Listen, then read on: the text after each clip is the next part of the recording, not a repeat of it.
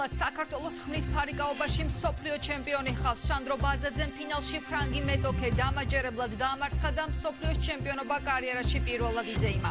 ცნობილი გახდა, რომ ისტორიული მიღწევისთვის ის მალე ღირსების ორდენითაც დაჯილდოვდება. საქართველოს ფარიკაობის მსოფლიოს ჩემპიონატს ისტორიაში პირველად მას მისლობს. დღეს ფინალურ შეჯიბრებამდე გახსნის ცერემონია გაიმართა. მას პრეზიდენტი, პრემიერ-მინისტრი, მთავრობის წარმომადგენლები და ფარიკაობის საერთაშორისო ფედერაციის პრეზიდენტი დაესწრნენ.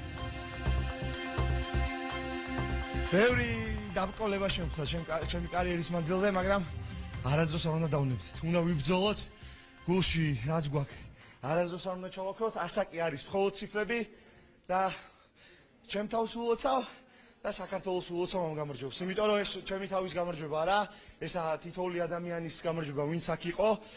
ვინც ვერ მოვიდა არ აქვს მნიშვნელობა, მთლიანად საქართველოს გამარჯვება. სანდრო ბევრჯერ გახდა ჩემპიონი, მაგრამ მსოფლიო ჩემპიონობა, მაინც მსოფლიო ჩემპიონობა საკუთარ კედლებში, საკუთარ ქვეყანაში გაახარა მთელი საქართველო, მთელი მსოფლიო ელიტა აქ არის და მან აჩვენა ის, რაც უნდა ეჩვენებინა.